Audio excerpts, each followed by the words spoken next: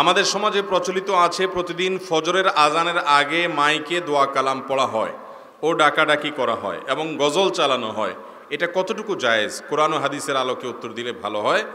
এবং যদি ডাকাডাকি না করলে কমিটি বিভিন্ন রকমের কথা বলে, তাহলে মুয়াজ্জিন সাহেব কি করবেন? দেখুন, ফজরের নামাজের জন্য আহ্বান করার উদ্দেশ্যেই আজান আল্লাহ তাআলা দিয়েছেন। আজান দেওয়া হয়েছে মানুষকে নামাজের জন্য ডাকা এবং আহ্বান করার স্বার্থে, প্রয়োজনে।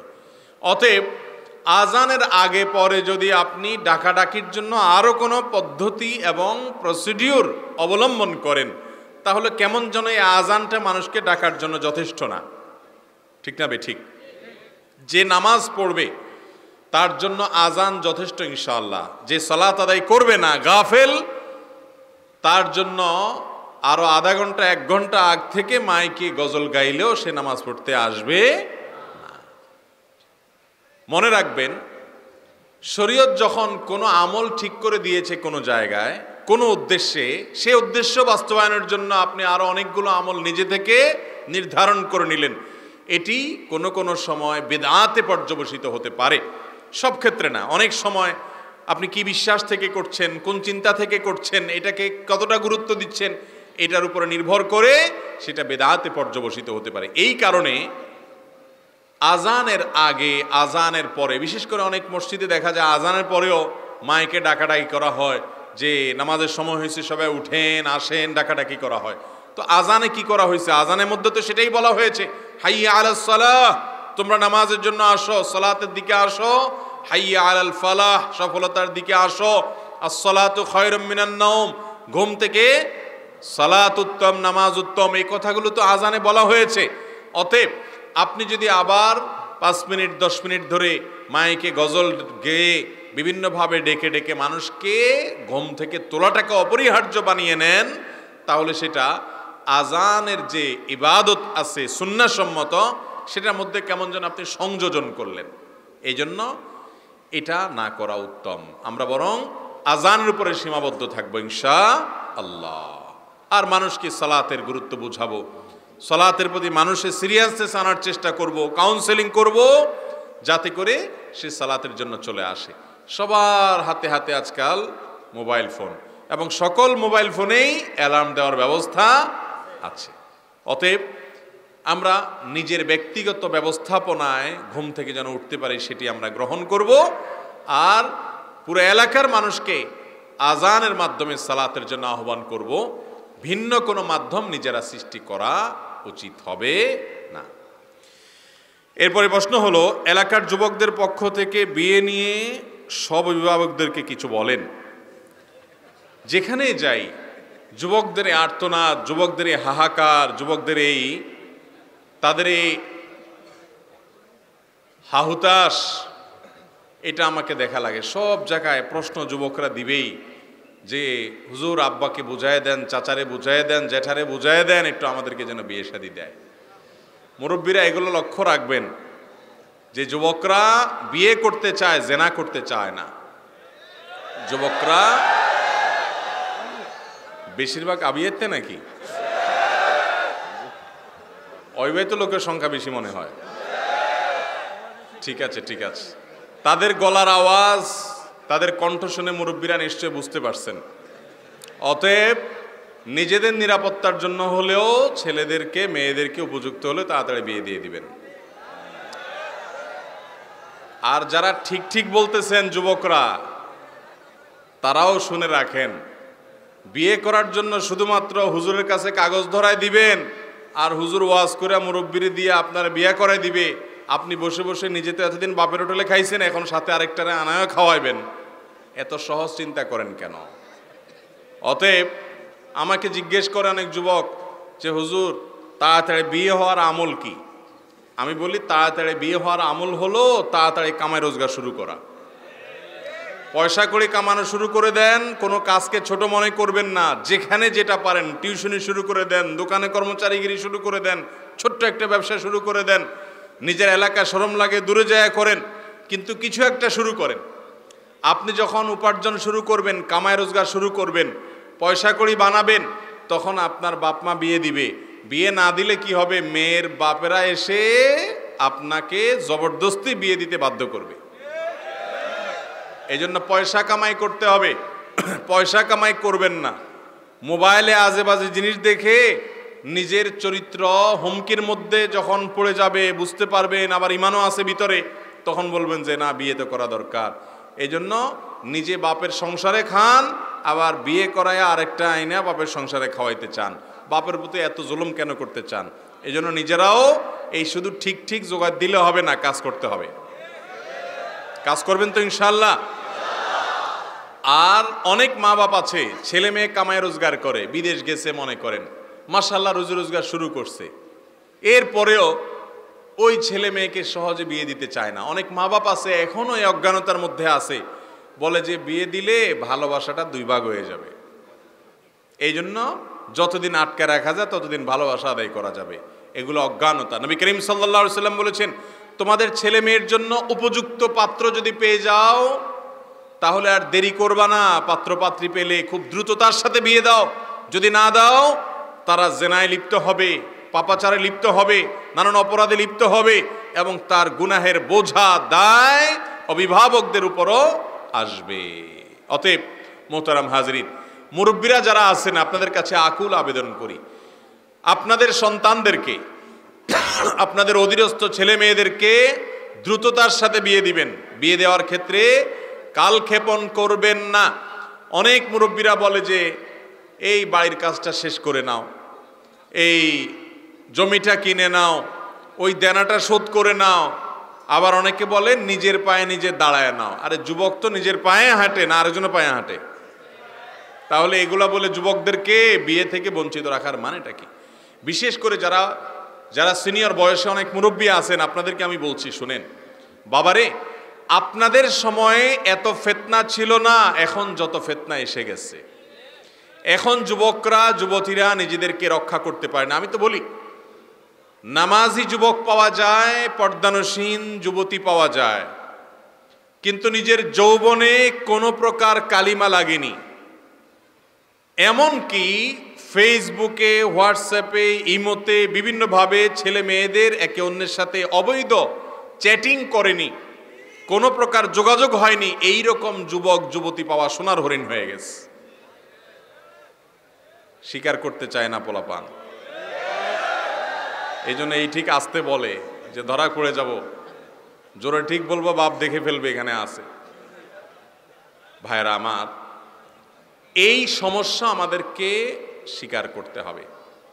এই জন্য মুরব্বীরা তরুণদের বিয়েতে দেরি করবেন না। টাকা পয়সা কামাই শুরু করে দেন যুবকদের কাজ, আর যতটুকু শুরু করছে বিসমিল্লাহ, এটার উপরে নির্ভর করে বাপ মা বাকিটা সহযোগিতা দিয়ে বিয়ে করাবেন। এবং যদি এটা আপনারা না করেন তাহলে সন্তান যত অপরাধে লিপ্ত হবে, এসবগুলোর দায়ভার বাবা মার যদি অবহেলা করেন, তাদের বিয়ে দেওয়ার ক্ষেত্রে হেয়ালিপনা করেন, তাহলে দায়ভার অবশ্যই সন্তান পাপ করে সে তো পাপী হবেই, পাশাপাশি তার বাবা মাও পাপী হবে। কত বড় কথা! এই জন্য চরিত্র হেফাজতে রাখার জন্য দ্রুত বিয়ের কোনো বিকল্প নাই। দ্রুত বিয়ে, যত হুজুর দেখেন দুনিয়াতে, সারা দেশে যত হুজুর দেখেন, খোঁজ খবর নিয়ে দেখেন, হুজুররা সবাই তাড়াতাড়ি বিয়ে করে। হুজুররা সবাই তাড়াতাড়ি বিয়ে করে। এই জন্য দেখবেন হুজুররা অল্প বয়সে সব সেট করা শেষ হয়ে যায়। আপনি 30-এর পরে বিয়ে করলেন, এরপরে 5-7 বছর বাচ্চা নিলেন না, বলেন এত সকাল বাচ্চা হলে লাইফটাকে এনজয় করা যায় না, নিতে নিতে 36-37 করে ফেললেন। এরপরে বাচ্চা হলো, তখন আপনার বয়স 40 বা 40 ছুঁই ছুঁই। এরপরে বাচ্চা পড়াশোনা শুরু করবে, তারপরে গ্রাজুয়েশন কমপ্লিট করবে, ততক্ষণে আপনার বয়স 55-এর কাছাকাছি। ততক্ষণে তো আপনার ডায়াবেটিস সব রোগ ধরে গেছে, পোলা এখনো ইনকাম করার উপযুক্ত হয় নাই। আর এই বৃদ্ধ বয়স পর্যন্ত আপনার সংসারে ঘানি টানা লাগবে। আর আগেভাগে বিয়ে করবেন, আগেভাগে ছেলে মেয়ে বড় হয়ে যাবে, কোনোটা যদি অমানুষ হয় ঘাটা ধরে দরজার পথ দেখাই দিতে পারবেন। আর যখন বৃদ্ধ বয়সে অমানুষ হয়ে যাবে, আপনি তখন নিজে অকর্মা, আর কিচ্ছু করার নাই, ওর জুলুম সহ্য করা ছাড়া উপায় নাই। মোহতারাম হাজিরিন, ইসলাম এমনি এমনি বলে নাই। আল্লাহ যা নির্দেশ করেছেন এর মধ্যেই কল্যাণ, অন্য কোনো পথে কল্যাণ। অতএব দেরিতে বিয়েতে ক্ষতি ক্ষতি, কখনো কোনো লাভ হতে। অনেক অভিভাবকরা আছেন অহেতুক অকারণে ছেলেকে মেয়েকে বিয়ে দিতে দেরি করেন, বাঁচতে বাঁচতে বাঁচতে বাঁচতে সময় পার করে ফেলেন, গুনাহগার হবেন তারা। আল্লাহ তাআলা আমাদের মুরব্বীদের বোঝার তৌফিক দান করুন। এক হুজুর বলেছেন সূরা ফাতিহা কোরআনের অংশ নয়, তা সঠিক কিনা জানতে চাই। দেখুন, সূরা ফাতিহা অবশ্যই কোরআনে কারীমের অংশ। সূরা ফাতিহাকে যদি কেউ কোরআনের অংশ নয় বলে, তাহলে সে সন্দেহাতীতভাবে ভুলে আছে। এমন ভুলে আছে যেই ভুলের ব্যাপারে পৃথিবীর কোনো আলেমের তেমন কোনো দ্বিমত, সমস্ত উলামায়ে কেরামই একমত যে সূরা ফাতিহা এটা আরে শুধু কোরআনের অংশ না, এটাকে উম্মুল কোরআন বলা হয়েছে। কোরআনের মূলই হলো সূরা ফাতিহা। এটাকেই যদি কোরআন থেকে বাদ দিয়ে ফেলেন তাহলে কিভাবে হয়? যদি কেউ এরকম বলে থাকেন, সেটি মূর্খতা সুলভ কথা, অজ্ঞানতার কারণে বলেছেন, এটা সঠিক হতে পারে না। অনেক মসজিদে দেখা যায় কোরআন এবং হাদিসের অর্থ এবং বাংলা অনুবাদ সংবলিত বিভিন্ন ব্যানার পেস্টন লটকানো থাকে। এক্ষেত্রে নামাজ হবে কিনা? সুন্দর একটি প্রশ্ন। অনেক মসজিদে দেখা যায় যে মুসল্লিদেরকে উৎসাহ দেওয়ার জন্য, মুসল্লিদেরকে শেখাবার জন্য একটা হাদিসের অনুবাদ লিখে, একটা আয়াতের অনুবাদ লিখে ফেস্টুনের মতো করে এটা টাঙিয়ে দেওয়া আছে। আবার অনেক মসজিদে সকাল সন্ধ্যার দোয়া জিকির ইত্যাদি এগুলা টাঙানো আছে। সৌদি আরবে বিশেষ করে প্রায় 100% মসজিদে এটা দেখা যায়, প্রায় 100%। এমন একটা মসজিদে পাওয়া কঠিন হবে যে মসজিদে এটা নাই, যে কোনো একটা দেয়ালে আপনার সেখানে কোনো দিনই প্রোগ্রামের দাওয়াত ইত্যাদি হয়। আমাদের দেশে যেরকম ওয়াজ মাহফিল হলে, কোনো মসজিদে প্রোগ্রাম হলে আমরা মানুষের ওয়ালে ওয়ালে পোস্টার লাগাই, সৌদি আরব সহ মিডল ইস্টের অন্যান্য দেশগুলোতে তারা মসজিদের পূব পাশে একটা জায়গা রাখে যেখানে বিভিন্ন জায়গায় এই ওয়াজ মাহফিল জাতীয় দিনই দার্স, দিনই আলোচনা যেগুলো মসজিদ কেন্দ্রিক হয় সেখানে, সেগুলোর পোস্টারগুলো সেখানে লাগায়। মুসলিম নামাজের পরে যাওয়ার সময় দেখে কত সুন্দর ব্যবস্থাপনা। আর আমাদের দেশে দেখা যায় ওয়াজ মাহফিলের পোস্টার কিন্তু লাগাই দিলেন একজনের নতুন ওয়ালে রং করছে বেচারা, ওখানে যা লাগাই দিলেন বিসমিল্লাহ পড়ে। কি বলেন? মাহফিলের পোস্টার লাগাইছেন সেজন্য জায়েজ হয়ে যাবে? কিন্তু আমরা অনেকেই সেটা করি, এটা উচিত না। তাহলে মসজিদের মধ্যে ভালো কোনো কথা সম্বলিত কোরআন হাদিসের কোনো কিছু টাঙানোতে মৌলিকভাবে কোনো অসুবিধা নেই, সেটা ইতিমধ্যে আপনারা বুঝে গেছেন। কিন্তু কেবলার সাইডে বা এমন কোনো জায়গায় লাগানো যাবে না যেখানে লাগাইলে মুসল্লিদের মনোযোগ সেখানে চলে যাবে। নামাজের মধ্যে আল্লাহর কথা স্মরণ করবে কোথায়? সে সামনে যদি আপনার কোনো কিছু লেখা থাকে বসে বসে ওটা পড়বে। তো এই জন্য কেবলার সাইডে কোনো কিছু রাখবেন না, বা মুসল্লিদের নজরে পড়ে এরকম জায়গা রাখবেন না। কথার কথা পূব পাশের দেয়ালে রাখবেন, যে নামাজ পড়ে যখন বের হবে তখন মুসল্লিদের নজরে পড়বে। অথবা উত্তর দক্ষিণ সাইডে এমন জায়গায় রাখবেন যে সালাম ফেরানোর পরে নজর পড়বে, নামাজের মধ্যে মনোযোগ পড়বে না। এরকম ভাবে কোরআন হাদিসের আয়াত লিখে আপনি টাঙিয়ে রাখতে পারেন। বিশেষ করে 5 ওয়াক্ত নামাজের পর নবী করিম সাল্লাল্লাহু আলাইহি সাল্লাম অনেকগুলো দোয়া এবং জিকির পড়তেন। আমাদের সমাজের 5% মানুষ এগুলো জানে না। তো এই জন্য মসজিদগুলোতে বড় ফেস্টুন আকারে এই দোয়াগুলো লিখে টাঙিয়ে দেওয়া যায়, যে সালাম ফেরানোর সাথে সাথে যেন এটা দেখে দেখে পড়তে অভ্যস্ত হয়, পড়ার কথা স্মরণ হয়। এটা মসজিদে মসজিদে বরং লাগানো আরো ভালো। বিধায় এ ধরনের উদ্যোগ আমাদেরকে নিতে হবে। এরপরে প্রশ্ন হলো, স্ত্রীকে 3 তালাক দেওয়ার পরও দুজনে পুনরায় সংসার করে, এটা কতটুকু বৈধ? আল্লাহ রাব্বুল আলামিন কোরআনে হাকিমে বলেছেন, ফাইন তাল্লাকাহা ফালা তাহিল্লু লাহু মিন বা'দু হাত্তা তানকিহা যাওজান গায়রা। যদি কোনো স্বামী তার স্ত্রীকে 1, 2 এবং 3, প্রথম এবং দ্বিতীয়র পর 3য় তালাকে যদি দিয়ে ফেলে, তাহলে ওই স্বামীর জন্য সেই স্ত্রী আর হালাল নয়। পৃথিবীর সমস্ত হুজুর একসাথ হয়ে যদি ওই স্বামীকে তওবা পড়ায়, তারপরও তার ওই স্ত্রীর জন্য তিনি হালাল হবেন না। এমনকি কাবা শরীফের ইমাম সাহেবকেও যদি আপনি নিয়ে আসেন আর তিনি আইসাও যদি তওবা পড়ায় দেন, তাতে কি হবে না? সংসার আর জোড়া লাগবে। আমি সবসময় বলার চেষ্টা করি, যারা বিবাহিত তারাও শুনে রাখেন, যারা অবিবাহিত তারাও শুনে রাখেন। মনে রাখবেন, দাম্পত্য জীবনে স্বামী স্ত্রীর মধ্যে শত ভেজাল লাগুক, শত গন্ডগোল লাগুক, শত অশান্তি হোক, খবরদার কিছু হলেই তালাক শব্দ মুখে উচ্চারণ করবেন, তালাকের কথা মুখে বলবেন না। এটা এত ছেলে খেলা না, এটা খুব ডেঞ্জারাস বিষয়। একবার বলে ফেলবেন, ব্যবহার করে ফেলবেন, তালাক হয়ে যাবে। এরপরে এসে হুজুরের কাছে কানলেও সম্পর্ক জোড়া লাগানো সম্ভব হবে না যদি ওই রকম তালাকে মোগাল্লাজা হয়ে যায়। এক তালাক দিছেন, বাঁচার উপায় আছে। দ্বিতীয় তালাক দিছেন কখনো, সেকেন্ড টাইম কখনো বলছেন, বাঁচার উপায় আছে। এরপরে যদি তৃতীয়বারও বলে ফেলেন তো শেষ। আর তাকে স্ত্রী হিসাবে গ্রহণ করতে পারবেন, এমনকি নতুন করে বিয়ে পড়ালেও সম্পর্ক আর জোড়া লাগা যাবে না। কত মানুষ আমাদের কাছে এসে চোখের পানি ফেলে দেয়। যখন মাসালা জিজ্ঞাসা করতে আসে, মাসআলার উত্তরে দেখা যায় যে তালাকে মোগাল্লাজা হয়ে গেছে এবং স্বামী স্ত্রী হিসাবে আর থাকার সুযোগ নাই, নতুন করে বিয়ে পড়াইলেও কোনো কাজ হবে না। তো এই মাসআলা শোনার পর এক দুইটা বাচ্চাও আল্লাহ দিয়ে দিছে, সুন্দর সংসার, শয়তানে মাথা গরম করায়া তালাক দেওয়াই দিস, মানুষরূপী শয়তানরা ফুসলিয়া ফাসলিয়া তালাক দেওয়াই দিস।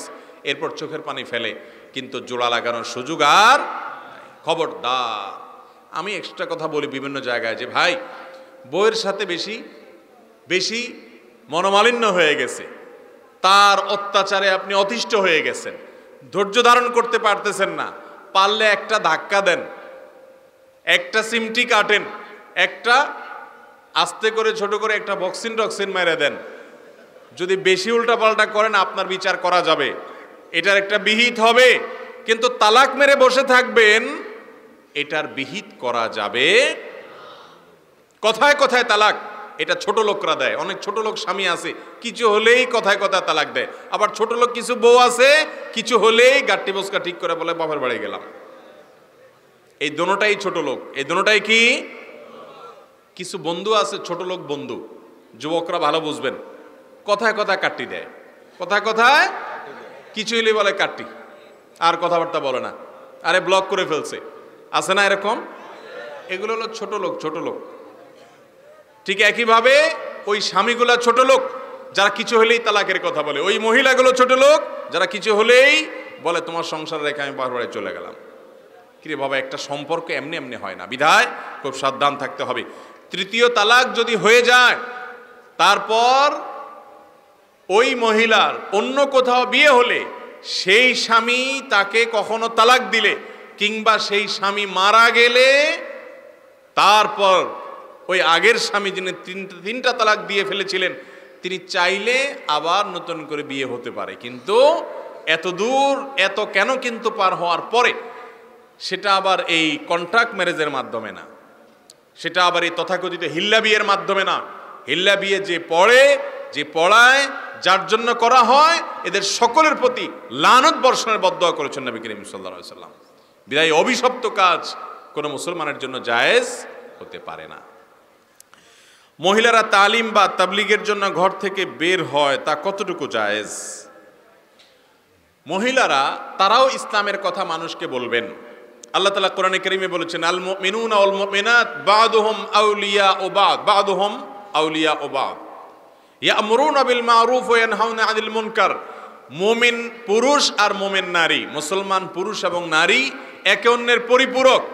তারা উভয়েই সৎ কাজের আদেশ দিবে, অসৎ কাজের বাধা প্রদান করবে। একজন মানুষকে ভালো কাজের কথা আপনি যেমন বলবেন, আপনার স্ত্রীও বলতে হবে, আপনার মাও বলতে হবে, আপনার বোনও বলতে হবে, মহিলারাও বলবেন। কিন্তু তাদের বলার পরিধি একরকম, আমাদের বলার পরিধি আরেক রকম। তারা তাদের মধ্যে বলবে, মহিলাদেরকে বলবে, বাচ্চাদেরকে বলবে, পরিচয়দেরকে বলবে।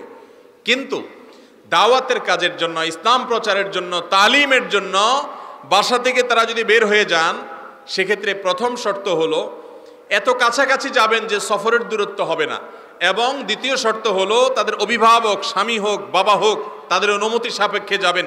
তারা বাধা দিলে যাবেন না, কারণ তার জন্য এই যাওয়াটা ফরজে আইন না। ইসলাম কোনটাকে কতটা গুরুত্ব দিয়েছে এটা বুঝতে হবে। আপনি আপনার নিজের জায়গায় বসে দাওয়াতের কাজ করেন, মোবাইলে করতে পারেন, নেটে করতে পারেন, ডাইরেক্ট যাদেরকে পান তাদেরকে করতে পারেন, সেটা আপনি করেন।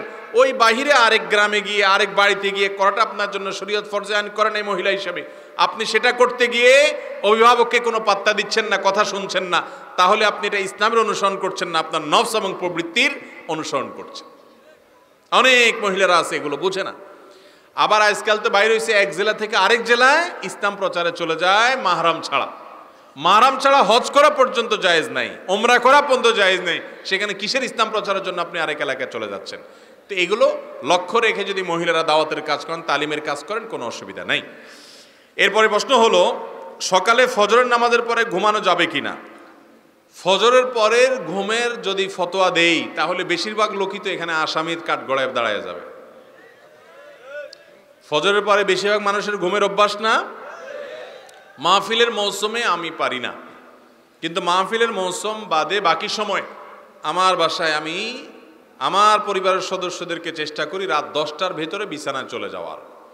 এটা আজকাল সোনার হরিণ হয়ে গেছে। আমরা রাতে 12টার আগে গ্রামের মানুষও শোয় না আজকাল। যদি বিছানায় যাইও আমরা 11টায়, 1 ঘন্টা আমরা মোবাইলে মুনাজাত করি। মোবাইলের মুনাজাত বুঝেননি আপনারা? এই 2 হাতে বসে ফেসবুক ইউটিউব টিপতেছেন, দেখতেছেন, মনে হয় যে আপনি মুনাজাত করতেছেন শুয়ে শুয়ে।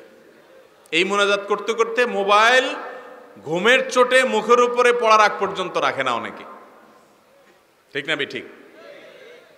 এরপরে মোবাইলে কি দেখছে কি না দেখছে এসব জল্পনা করতে করতে আর ঘুম আসে না। 12টা 1টা 2টা বেজে যায়। এরপরে ফজরের সময় শয়তান হাত পা টিপে ঘুম পাড়ায় দেয়। ফজরের পরে তার না ঘুমায় উপায় নাই, কারণ রাত্রে ঘুমাইছে 3 ঘন্টা 4 ঘন্টা মাত্র। মনে রাখবেন, ইসলাম যে লাইফস্টাইল দিয়েছে, এই লাইফস্টাইলের মধ্যেই আমাদের কল্যাণ আছে। করোনা যখন, প্যান্ডামিক যখন চরম পর্যায়ে, তখন একটা তথ্য আমাদের মাঝে প্রচুর পরিমাণে শেয়ার হয়েছে যে শরীরে রোগ প্রতিরোধ ক্ষমতা বৃদ্ধি করা ছাড়া করোনার থাবা থেকে বাঁচা কঠিন।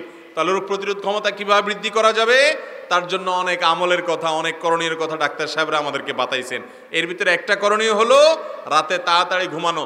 রাত 10টা থেকে 2টার যে ঘুম, এই ঘুমটা আমাদের বডিতে ইমিউন এবং রোগ প্রতিরোধ ক্ষমতাকে শক্তিশালী করে। তো নবীজি সাল্লাল্লাহু আলাইহি সাল্লাম এই জন্যই তো বলেছেন যে রাতে এশার নামাজের পরে আর আলাপ সালাপ নয়। এই যে ওয়াজ মাহফিল আমরা করি, এই মাহফিলগুলো গভীর রাত পর্যন্ত করা, এটাও সুন্নাহ পরিপন্থী কাজ। যত দ্রুত সম্ভব মাহফিল শেষ করা উচিত, কারণ রাতে দেরি করে মাহফিল থেকে গেলে ফজর নামাজ পড়তে কষ্ট হবে, ফজরের পরে আবার ঘুমানো লাগবে। ফজরের পরে ঘুমানোটা হারাম না, ফজরের পরে ঘুমাইলে বড় কোনো গুনাহ হবে না, কিন্তু এটা অনুচিত, অনুত্তম কাজ, সুন্নাহর খেলাফ কাজ। অনেক উলামা ইকরাম মাকরুহ বলেছেন। নবী করিম সাল্লাল্লাহু আলাইহি সাল্লাম ফজরের পরে ঘুমাইতেন না। তিনি দোয়া করছেন, আল্লাহুম্মা বারিক লি উম্মতি ফি বুকুরিহা।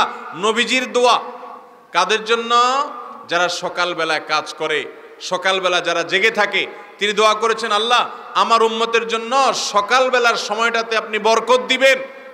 এই জন্য যে ছাত্র সকালে পড়ে, যে ব্যবসায়ী সকালে ব্যবসা করে, যে কর্মজীবী সকালে কাজ করে, তার জীবনে বরকত নেমে আসে। দুপুরে ঘুমের কথা নবীজি সাল্লাল্লাহু আলাইহি সাল্লাম বলেছেন। এখন আমাদের সমাজে দুপুরে ঘুম নাই, সকালে ঘুম আছে। যখন ঘুমানো যাবে না তখন আমরা ঘুমাই, যখন ঘুমাইতে বলে তখন আমরা জেগে থাকি। অর্থাৎ কোরআন হাদিস যা বলে হুবহু তার উল্টা করি। এই জন্য আমাদের দুনিয়ার জীবনে উন্নতি নাই। ভাইরা আমার, রাতে তাড়াতাড়ি ঘুমের অভ্যাস করতে হবে। আমি প্রায় সময় বলি, এই আমলটা বড় কঠিন হয়ে গেছে আমাদের সবার জন্য। এটা তিতা করলা টাইপ আমল হয়ে গেছে। আমরা অন্য অনেক আমল করতে রাজি আছি, রাতে তাড়াতাড়ি শুইতে চেষ্টা করবো তো ইনশাআল্লাহ। এরপরে প্রশ্ন হলো, নামাজ না পড়লে কি হয়? নামাজ না পড়লে কি হয়, কি উত্তর দিব বলেন? নামাজ না পড়লে ঈমান নিয়ে টানাটানি শুরু হয়। নামাজ না পড়লে কি হয় ভাই? ঈমান নিয়ে টানাটানি কিভাবে শুরু হয় বুঝাবো। অনেক ইমামদের মতে যে ঠান্ডা মাথায় ইচ্ছাকৃতভাবে মুসলমান হয়েও নামাজ পড়ে না, সে ইসলাম থেকে বের হয়ে যায়, খারিজ হয়ে যায়। অনেক ইমামদের মত এটা। ইমাম আজম আবু হানিফা রাহিমাহুল্লাহ সহ অন্য অনেক ইমামের মত হলো, যদি সে নামাজ না পড়ে কিন্তু তার মধ্যে অপরাধ বোধ আছে, সে নামাজ না পড়ার কারণে লজ্জা শরম ভিতরে ভিতরে আছে, পড়া উচিত সেটা মনে করে, তাহলে সে কাফের হবে না। তাহলে নামাজ না পড়লে ইমামদের ইখতিলাফ আছে যে ইমান আছে না নাই, ইমান নিয়ে টানাটানি শুরু হয়ে গেল না? তো নামাজ না পড়লে ইমানে টানাটানি শুরু হয়। কিন্তু আমাদের বাংলাদেশের মানুষের ইমানে এত মজবুত, এত শক্ত, বলে যে নামাজ না পড়লে কি হয়েছে, ইমান আছে। একে তো চোর, আবার বড় গলা। নামাজ পড়ে না, এক অপরাধ করে, আবার বড় গলা করে যে নামাজ না পড়লে কি হয়েছে, ইমান আছে। ভাইরা আমার, ওমর রাদিয়াল্লাহু তাআলা বলেছেন, লা হাজ্জা ফিল ইসলাম লিমান তারাকাস সালাহ। যেই মুসলমানের সন্তান, যে মুসলমান নামাজ পড়ে না, ইসলামে তার কোনো ভাগ নাই, হিস্সা নাই, নাম নিশানা নাই। কত বড় কথা! সাহাবা ইকরাম তাদের যুগে বেনামাজিকে কাফের মনে করতেন। যে মসজিদে আসে তাকে নামাজি বলতেন, যে মসজিদে আসে না সে বেঈমান, কারণ তখন কোনো মুসলমান মসজিদে না এসে থাকতো না। এমনকি মুনাফিকও মসজিদে আসতো, অথচ আজ মুসলমানের সন্তান মসজিদে যায় না। আল্লাহ আমাদেরকে বুঝার তৌফিক দান করুন। বিয়ের পর মেয়ের বাপের বাড়ি থেকে মেয়েকে স্বর্ণ গিফট করা এবং ফার্নিচার দেওয়া, এটা ইসলামী দৃষ্টিতে কতটুকু জায়েজ? বাপ যদি তার মেয়েকে হাদিয়া উপঢৌকন দেয় তাহলে এটা তো জায়েজ হতেই পারে, কিন্তু এখানে একটা ঘাপলা আছে।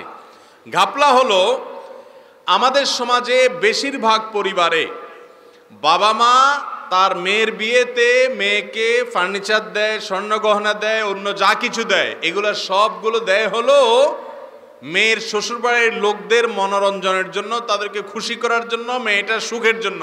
কারণ এগুলো না দিলে ওই মেয়ের শ্বশুরবাড়ির মহিলারা, পুরুষরা তাকে খোঁচাখুচি করবে, তার মুখটা ছোট থাকবে, সেজন্য বাধ্য হইয়া দেয়।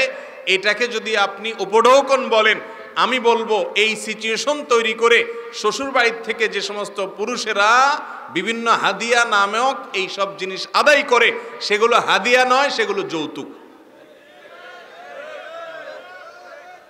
এই অঞ্চলে যৌতুকের প্রথা প্রচলন আরো বেশি, অনেক বেশি। এই আশেপাশের জেলাগুলো বলেন, এমনকি চট্টগ্রাম, সিলেট, এই এলাকাগুলোতে দেশের এই বিরাট একটা অংশে যৌতুকের অভিশাপ ঘরে ঘরে। বলে যে ফ্রিজ তো আসলে আমার দরকার নাই, আপনার মেয়েরই তো একটু ঠান্ডা খাওয়ার জন্য দরকার। মোটরসাইকেল তো আসলে আমার ছেলের তো দরকার নাই, ও সাইকেলেই চলতে পারে, কিন্তু আপনার মেয়েকে নিয়ে ঘুরতে হলে তো মোটরসাইকেল লাগে। তো এইসব তালবাহানা করে যারা যৌতুক চায়, আমি তাদেরকে বলি, যৌতুক চাওয়ার চাইতে একটা ভাঙা থালা নিয়ে রাস্তায় বসেন।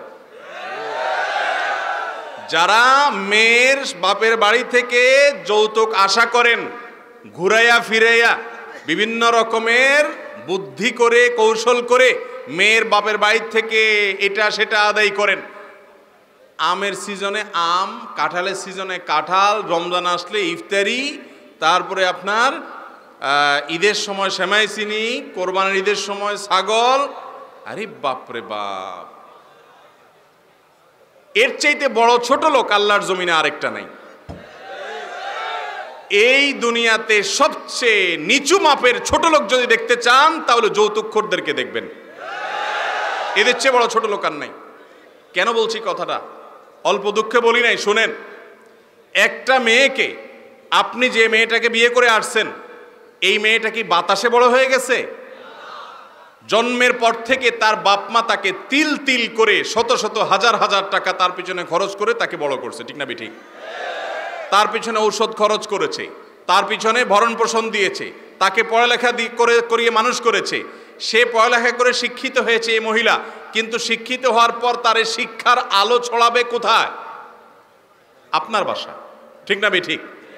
তাকে সুস্থ সবল রাখার জন্য ট্রিটমেন্ট করেছে, চিকিৎসা দিয়েছে, ভরণ পোষণ দিয়ে বড় করেছে। তার এই পুরো জীবন থেকে উপকার ভোগ করবে কে?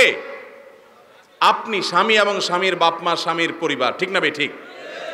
তাহলে উচিত তো হলো জামাই বাবাজি, শ্বশুর শাশুড়ির কাছে যাওয়া, বেআইন সাহেব অর্থাৎ ছেলের বাপ মা মেয়ের বাপ মার কাছে যায়, পায়ের কাছে দোজানো হয়ে বসে বলা, বেআই সাহেব, আপনার মেয়েকে জন্ম থেকে বিয়ে দেওয়া পর্যন্ত যত লাখ টাকা খরচ করছেন, যত কষ্ট করছেন আপনি, গাছ রোপণ করলেন আপনি, বড় করলেন আপনি, গোড়ায় পানি দিলেন আপনি, আর ফলটা পুরাটাই সারা জীবন ভোগ করব আমরা।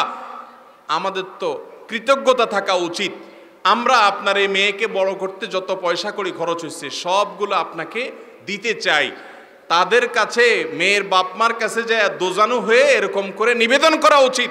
সেই জায়গায় উল্টে আবার তার কাছ থেকে যৌতুক আশা করেন, আল্লাহর জমিনে আপনার চাইতে বড় ছোট লোক আর কে হতে পারে?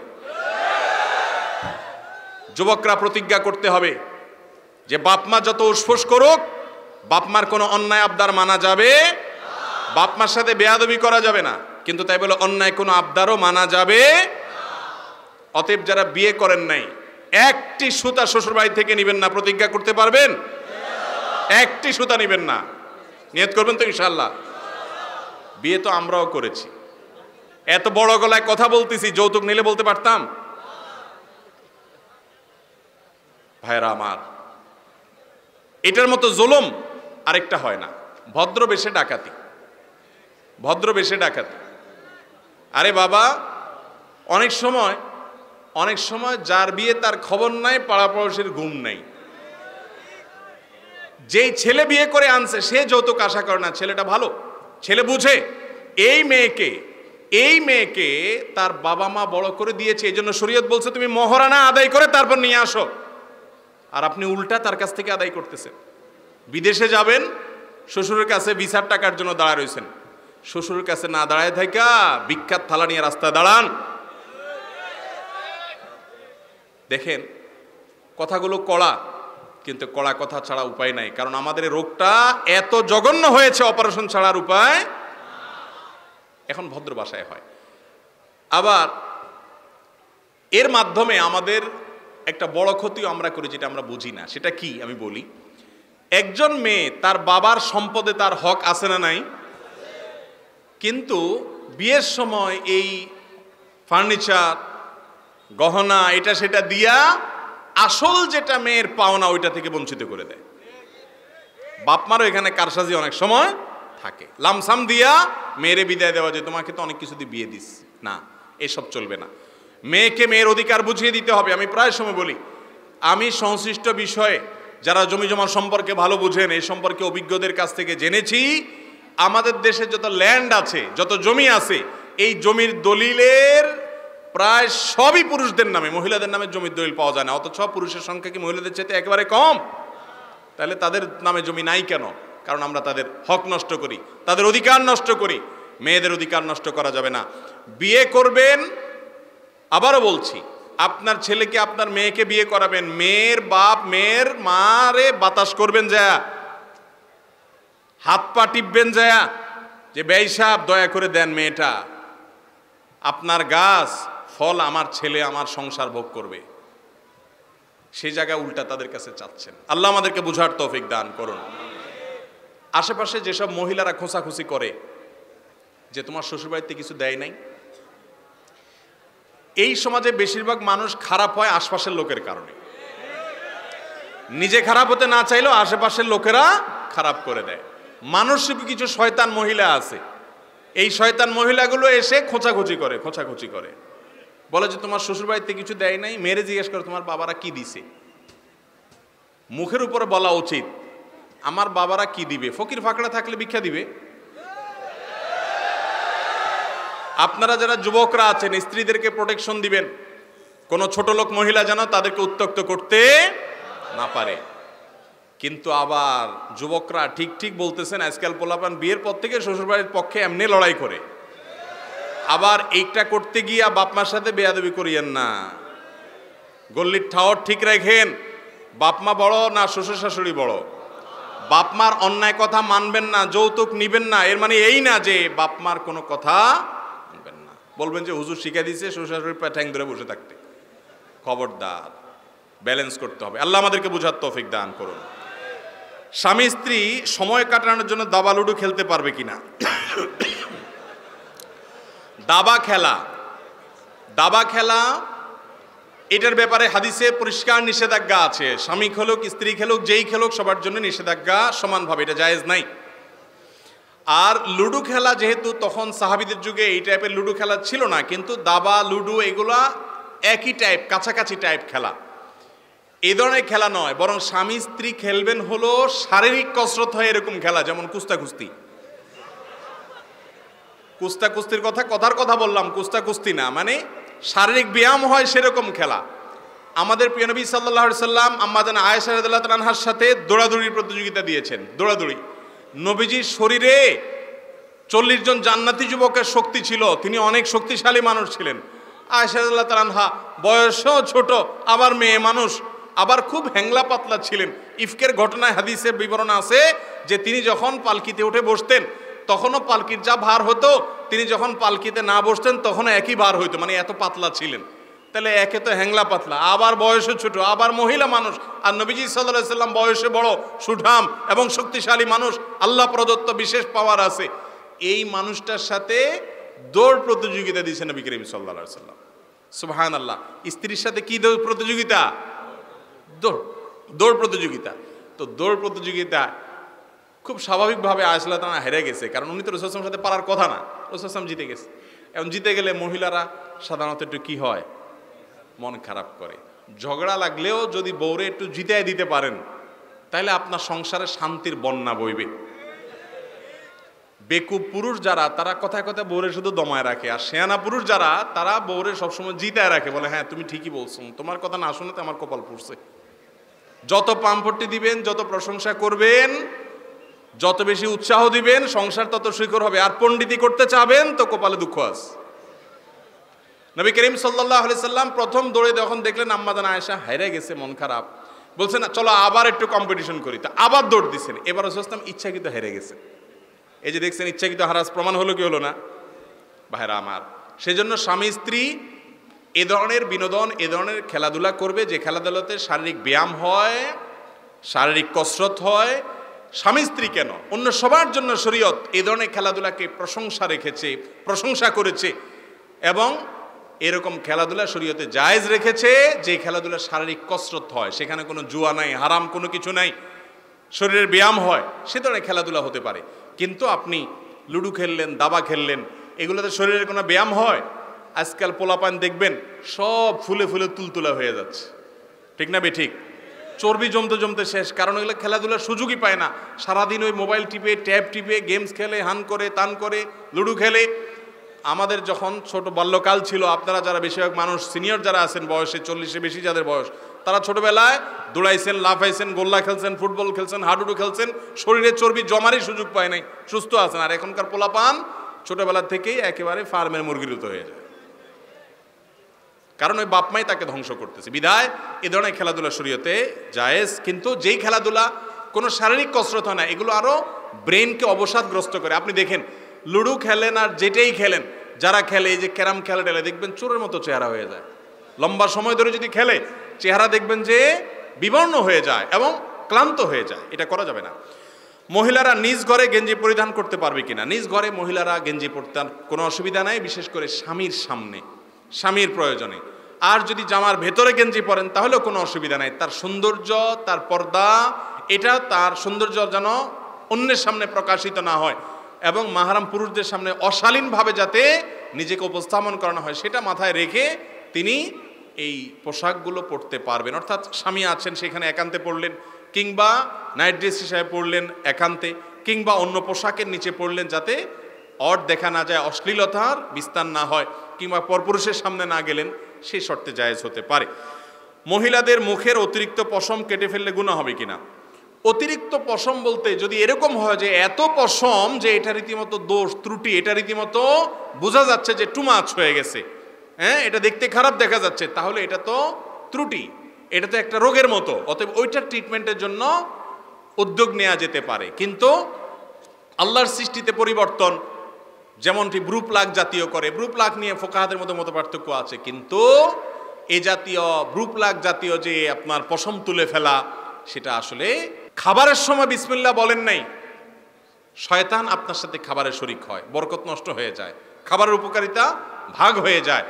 আপনি বাসায় ঢোকার সময়, ঘরে ঢোকার সময় বিসমিল্লাহ বলা ছাড়া ঢুকছেন, শয়তান আপনার সাথে ঢুকবে। হাদিসে আসছে শয়তান প্রত্যেকটা মানুষের সাথে সাথে থাকে। বাসা যখন ঢুকবেন, বিসমিল্লাহ বলতে ভুলে গেলে শয়তান খুশি হয়, বলে যে আজকে এই বাসায় থাকার সুযোগ পাইলাম। রাতভর শয়তান শয়তানি করবে। ঘরে ঘরে আজকাল নানা রকমের দুরারোগ্য ব্যাধি, নানা রকমের সমস্যা শয়তান আমাদের আষ্টে পৃষ্ঠে বেঁধে আছে।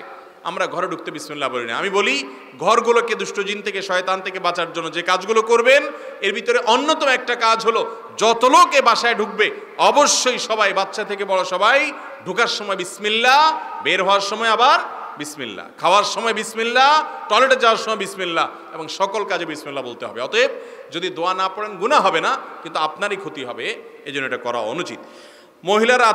মহিলারা রাতে চুল ছেড়ে ঘুমালে জিনের আসর করে, এ কথা কি সঠিক? চুল ছেড়ে ঘুমালে জিনের আসর করে, এরকম কোনো কথা কোরআন হাদিসে যত ভুয়া বোগাস মাসআলা আছে, ভিত্তিহীন মাসআলা আছে আর ফতোয়াবাজি আছে, এটা এই দেশে দুই শ্রেণীর মানুষের উপরে সবচেয়ে বেশি হয়। এক হলো মহিলারা, আর এক হলো হুজুররা। মসজিদের ইমাম সাহেব, মুয়াজ্জিন সাহেব, এই বেচারাদের উপরে ফতোয়ার কোনো শেষ নাই। প্রশ্ন করে যে ইমাম সাহেব বিয়ে না করলে তার পিছে নামাজ হবে কিনা? আরে ভাই, ইমাম সাহেব বিয়ে না করলে তার পিছে নামাজ হবে কিনা, তো আপনি বিয়ে না করলে আপনার নামাজ হবে কিনা সেটাও তো প্রশ্নের বিষয়। এটা জিজ্ঞেস করেন না কা? শুধু ইমাম মুয়াজ্জিনদের খোঁচাতে কিছু মানুষ খুব মজা পায়। আর মহিলাদের উপরে যত ফতোয়াবাজি শুরু হয়, চুল পুরুষ যদি ছেড়ে ঘুমাইতে পারে, মহিলাও ছেড়ে ঘুমাইতে পারবে, অসুবিধা নাই। তার চুল তিনি ছেড়ে ঘুমাবেন না বেঁধে ঘুমাবেন, এটা একান্ত তার স্বাধীনতা। এর সাথে শয়তানের আপনার দুষ্ট জিনের আসরের কোনো সম্পর্ক নেই। সুদের টাকায় সন্তানকে বিদেশে পাঠালে ওই সন্তানের উপার্জিত টাকার ব্যাপারে শরীয়তের বিধান কি? কোনো বাবা, কোনো বড় ভাই, কোনো অভিভাবক যদি নিজের সন্তানকে, ছোট ভাইকে সুদের টাকা দিয়ে বিদেশ পাঠাইছেন, তাহলে সেক্ষেত্রে এই কাজটা তিনি কবিরা গুনাহ করেছেন। আল্লাহ তাআলা অল্প দেন দেশে, অল্প খাবেন, বেশি খাবেন না, তারপরও হারামে যাবেন না।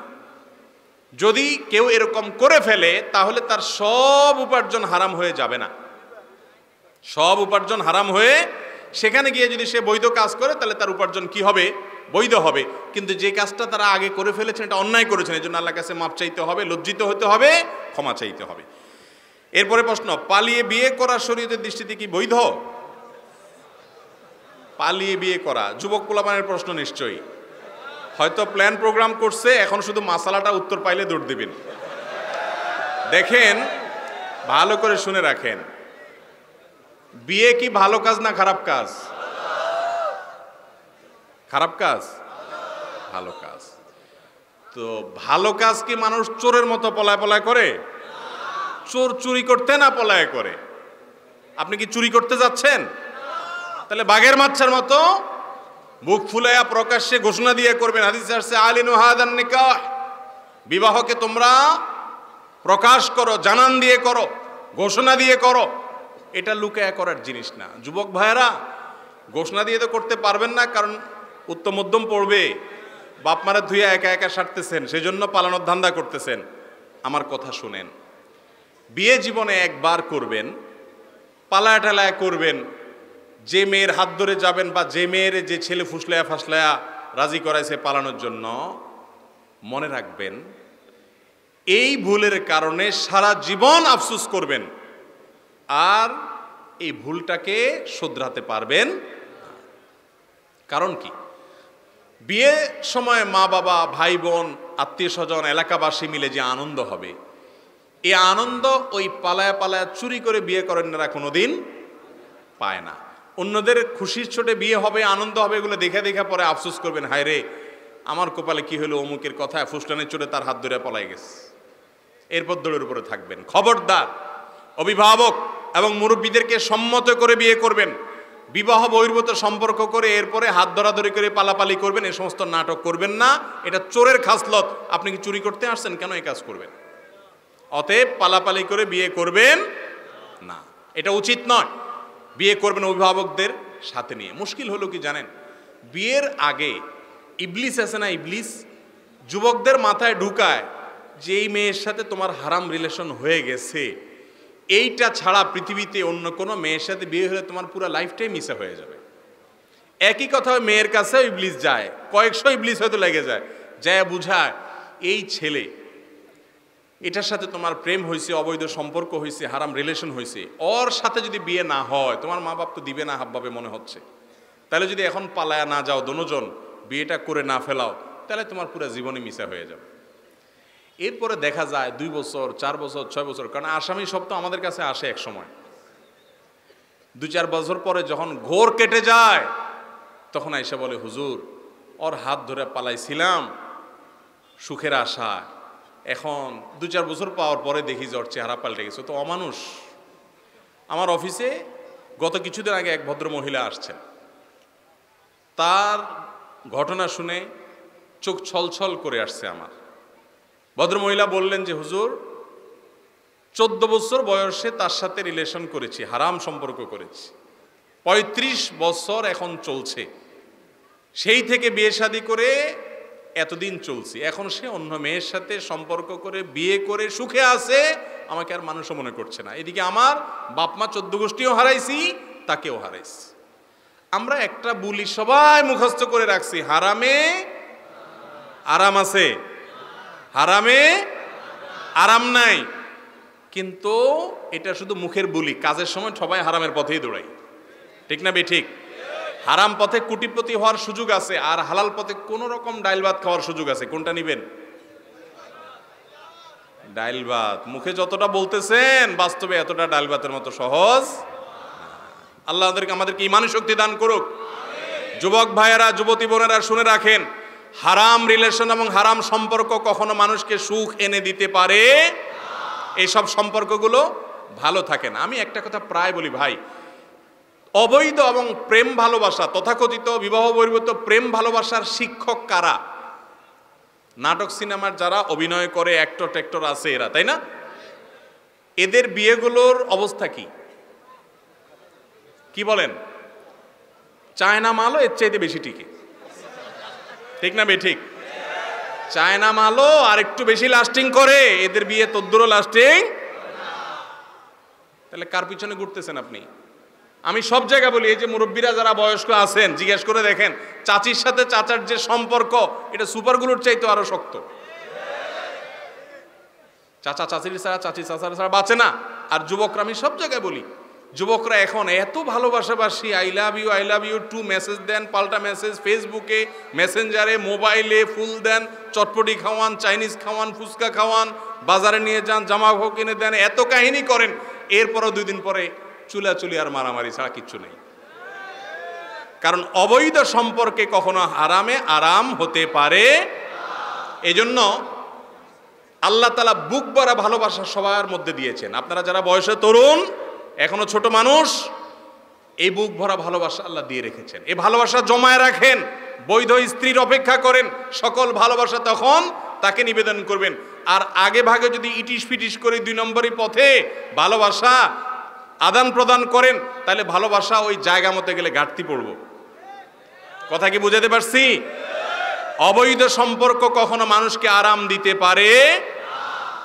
মনে করে যে না, এর ছাড়া বাঁচবো না, আর ওরে ছেড়ে থাকেন না, দেখেন না, দেখি আরো বেশি করে বাঁচবেন ইনশাআল্লাহ। নাকে তেল দিয়ে আরো ঘুম দেন। শয়তান এগুলো আমাদের মধ্যে তৈরি করে। আল্লাহ আমাদেরকে ঈমানি শক্তি দান করুক। অতএব পালায় বিয়ে করার নেশা মাথা থেকে দূর হয়েছে তো? এরপরে প্রশ্ন, বিধর্মী কাউকে সালাম দেওয়া জায়েজ নাই, যদি বিধর্মী শিক্ষক হয় তাকে কিভাবে সম্মান করব? শিক্ষককে সম্মান করতে হবে, তিনি বিধর্মী, ভিন্ন ধর্মাবলম্বী হলেও। শুধু ভিন্ন ধর্মাবলম্বী নয়, তিনি সিনিয়র, বয়সে বড়, তারপরেও তাকে সম্মান করতে হবে।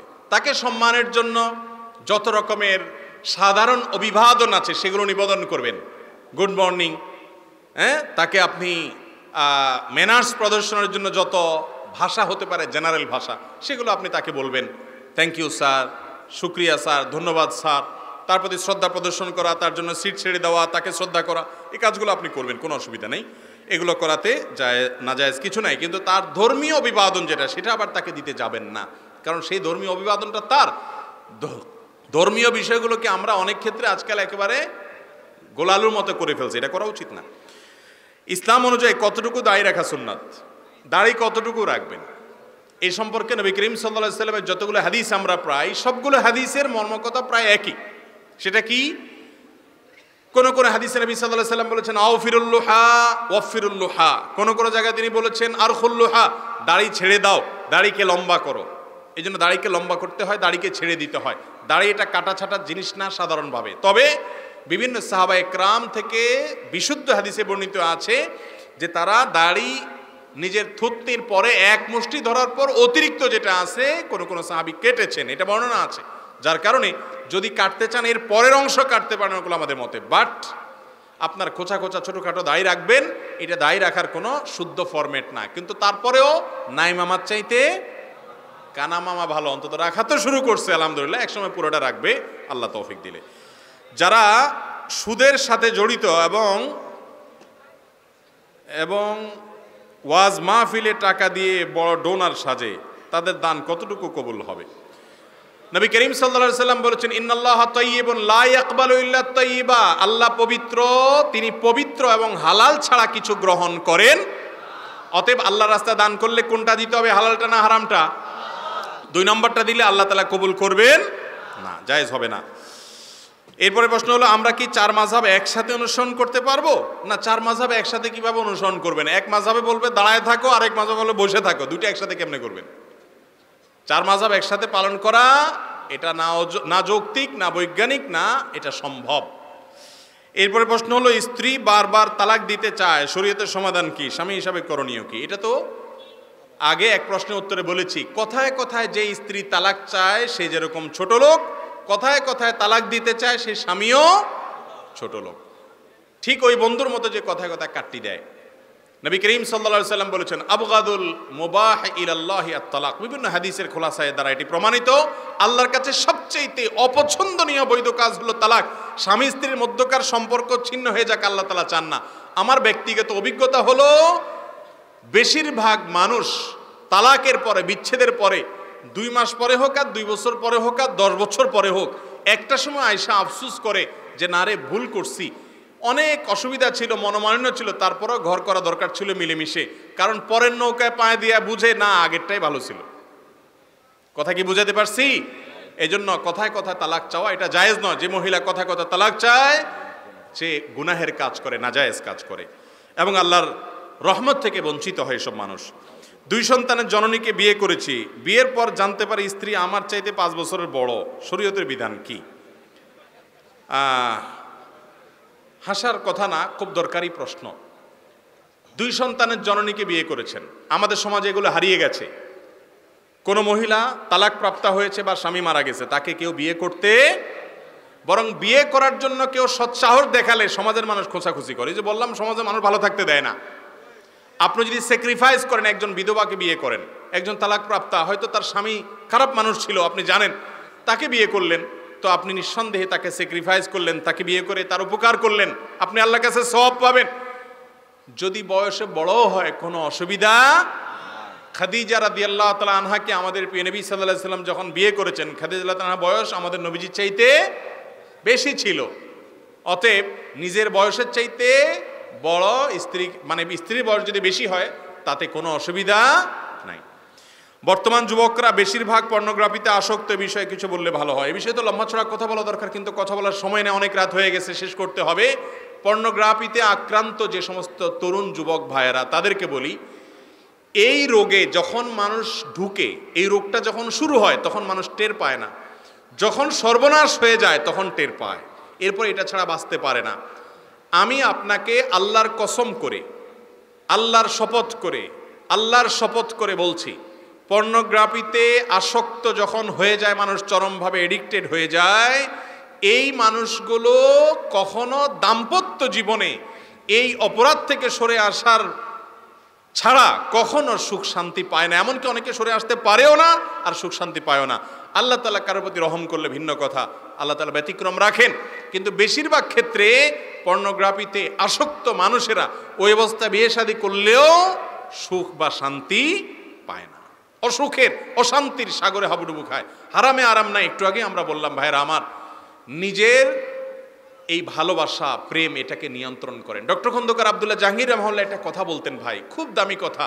স্যার বলতেন, সেক্স এবং যৌনতা এটা প্রমোটেড বাই আল্লাহ সুবহানাহু ওয়া তাআলা। প্রত্যেকটা মানুষের মধ্যে আল্লাহ তাআলা এটা প্রমোশন দিয়ে রেখেছেন।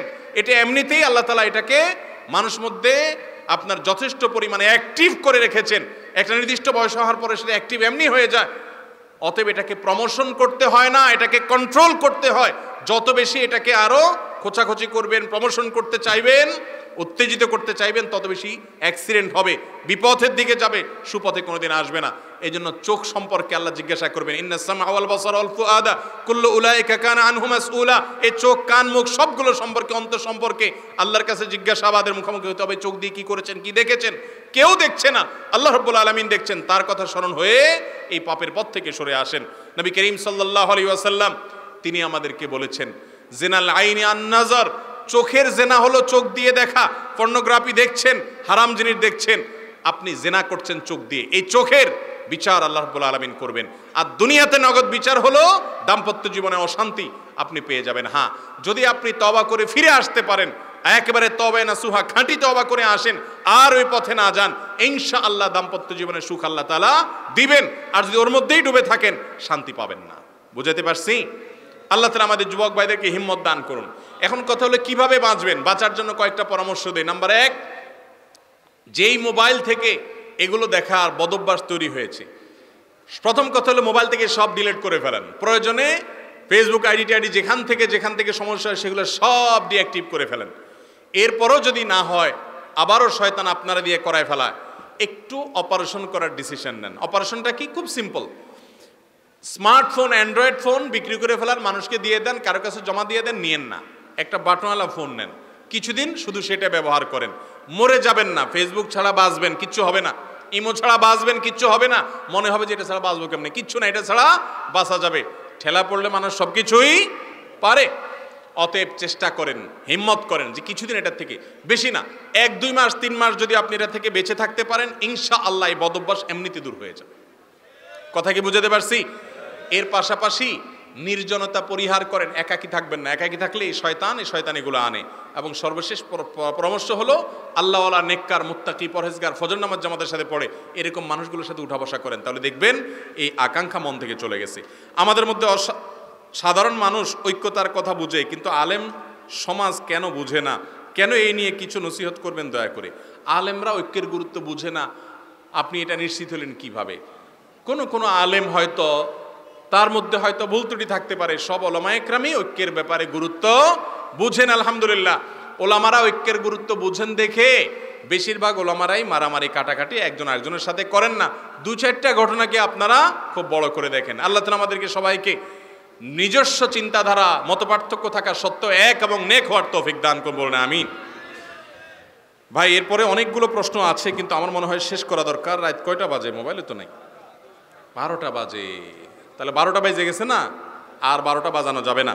আপনাদের যে প্রশ্নগুলো আছে, আর অনেকের প্রশ্ন আছে, আমার মনে চাচ্ছে সব দিয়ে দিই, কিন্তু যেহেতু সময় অনেক হয়েছে, রাত অনেক হয়েছে, আমরা সব প্রশ্ন উত্তর এখন দিতে পারবো না। আরও 5-7 মিনিট আপনারা সময় দিলে সংক্ষেপে কয়েকটা দিয়ে দেই, কি বলেন? আচ্ছা, সংক্ষেপে কয়েকটা দিয়ে দেই। 1, অজু অবস্থায় মা যদি বাচ্চাকে দুধ খাওয়ান, ওই অজু দিয়ে নামাজ আদায় করা যাবে কিনা? খুব দরকারি প্রশ্ন। মায়েরা যদি তার দুগ্ধ পোষ্য সন্তানকে দুধ দান করেন, দুধ খাওয়ান অজু করার পর পবিত্র অবস্থার, তাহলে ওই অবস্থায় নামাজ পড়া যাবে অজু দিয়া। দুধ খাওয়াইলে সন্তানকে অজু ভাঙে না।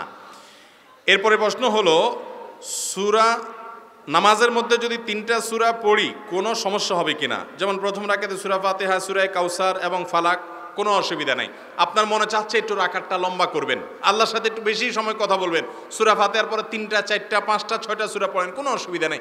একটা সূরারে বারবার পড়েন, কোনো অসুবিধা নাই। সালাত যত লম্বা করবেন তত সুন্দর হবে, তত ভালো হবে, তত মানসম্মত হবে। এরপরে প্রশ্ন হলো, আমরা কিভাবে পরিপূর্ণ মুসলিম হতে পারি?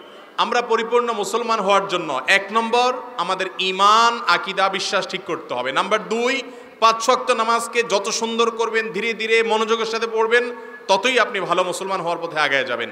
নাম্বার 3, হক হালালি পথে চলবেন, শুধু নামাজ পড়লে হবে না, হারাম পথে যাবেন না, হালাল উপার্জন করবেন। নাম্বার 4, সকল মানুষের অধিকার আদায় করবেন, কারোর অধিকার নষ্ট করবেন না। নাম্বার 5, বিশেষভাবে নিজের আখলাক এবং আচরণটা সবসময় সুন্দর করবেন। এই 5ও কাজ যদি একযোগে করতে পারেন, ইনশাল্লাহ আপনি পরিপূর্ণ মুসলমান হওয়ার পথে আগায় যাবেন। অনেকে মনে করে থাকেন স্ত্রীর গর্ভে সন্তান থাকলে মা বাবার জানাজা পড়া যায় না। এটা কতটুকু সঠিক? এটা সম্পূর্ণ ভিত্তিহীন, ভুয়া এবং মন গড়া কথা, কুসংস্কারাচ্ছন্ন কথা। স্ত্রীর গর্ভে সন্তান থাকলেও মা বাবা বা অন্য কারোর জানাজাতে শরীক হওয়াতে কোনো অসুবিধা নাই। ইসলামের দিক থেকে ছেলে এবং মেয়ের বিয়ের বয়স কত? ইসলামের দিক থেকে বাবা মা ছেলে মেয়েকে প্রাপ্তবয়স্ক হওয়ার পরে বিয়ে দিবেন। প্রাপ্তবয়স্ক হওয়ার ডেফিনেশন শরিয়াত দৃষ্টিকোণ থেকে বালেগ হওয়া, প্রাপ্তবয়স্ক হওয়া। ছেলেদের স্বপ্নদোষ বা বালেগ হওয়ার যে আলামত আছে, দাড়ি মোষ গজানো, সেগুলো, মেয়েদের মাসিক ইত্যাদি শুরু হওয়া, এগুলোই প্রাপ্তবয়স্ক হওয়া। যদি না হয় তাহলে সর্বোচ্চ বয়স আছে 15 বছর বয়স। অনেক ওলামা একরাম আরও কম বেশ বলেছেন, এরপর থেকে সে প্রাপ্তবয়স্ক হয়ে যায়। যদিও আমাদের রাষ্ট্রীয় আইনে 18 বছর, এটা হলো প্রাপ্তবয়স্ক হওয়ার বয়স, কিন্তু শরিয়াত দৃষ্টিকোণ থেকে সেটি। অতএব প্রাপ্তবয়স্ক হওয়ার পর মা বাবা বিয়ে দিতে পারে না। যদি তারা আগে দেন, তাহলে প্রাপ্তবয়স্ক হওয়ার পর সন্তান চাইলে সেই বিয়ে তারা রাখতে পারে, নাও রাখতে পারে, যেহেতু তারা অপ্রাপ্তবয়স্ক অবস্থায় ছিল। এই জন্য তাদের স্বাধীনতা থাকে, সুযোগ থাকে। এরপরে আবার তোপ যেগুলো টাকনুর নিচ পর্যন্ত চলে যায় এবং ধরে রাখা লাগে, এ ধরনের তোপ পরা যাবে কিনা? আবার তোপ, এটা প্রবাসী কোনো মধ্যপ্রাচ্যের প্রবাসী কেউ লিখছেন, আমি বুঝে ফেলছি। আবার তোপ বলতে বুঝাইছেন হচ্ছে জুব্বা, এবং আবা খাবা বলে যে উপর দিয়ে পড়ার আলখেল্লা।